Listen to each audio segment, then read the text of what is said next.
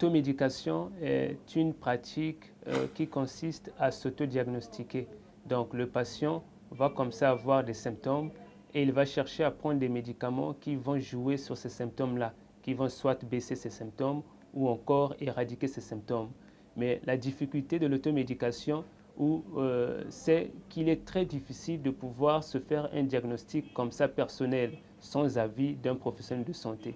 Voilà pourquoi il est beaucoup mieux conseillé en face d'une maladie courante, en face d'un mal de tête, de toujours se rapprocher auprès d'un pharmacien ou d'un spécialiste de santé afin de pouvoir faire un bon diagnostic qui va résulter à un bon traitement. Alors, les méfaits de l'automédication déjà sont on peut déjà citer le plus flagrant qu'est le surdosage. Quelqu'un qui se fait une automédication comme ça, seul à la maison, risque de prendre une dose supérieure à la normale ou encore risque de faire un sous-dosage, c'est-à-dire prendre une dose inférieure à la normale, ce qui va provoquer une résistance de la part du virus ou de la bactérie et ça fera que lorsque le cas de la maladie sera un peu plus grave, en courant ou on en a à l'hôpital, le médecin aura beaucoup plus de mal à pouvoir donner la dose exacte parce que le microbe s'est déjà métamorphosé et est devenu beaucoup plus résistant. C'est l'effet de résistance.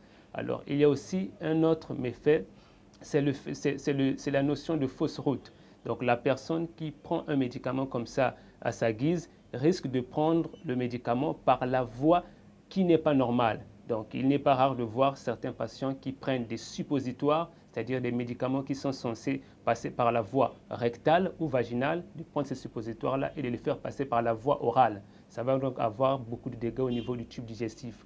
Ou encore de prendre un médicament qui était censé passer par la voie lacrymale, c'est-à-dire par la voie de l'œil, on le prend au niveau de la voie nasale par exemple. Donc la notion de fausse route est très fréquente, c'est des personnes qui pratiquent cette automédication. Et il y a aussi le fait de prendre un médicament qui n'est pas approprié, c'est-à-dire on prend un produit qui ne va pas traiter la maladie qui nous dérange. Donc c'est un produit qui va traiter une autre maladie ou déclencher même l'apparition d'autres symptômes qui n'étaient pas censés être apparents dès le départ.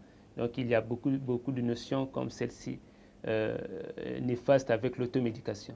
Alors, à ceux qui se fient à cette pratique d'automédication, à ces personnes-là, on va tout simplement les déconseiller puisque l'Organisation mondiale de la santé, à peine il y a quelques mois, a déjà déconseillé cette pratique qui est une très mauvaise pratique parce qu'il ne faut pas se fier aux résultats qu'un produit a eu à avoir sur tel ou tel patient parce que les patients sont différents, les génomes sont différents. Ça va donc faire qu'un produit, s'il a marché c'est X, ne va pas forcément marcher, c'est un autre sujet.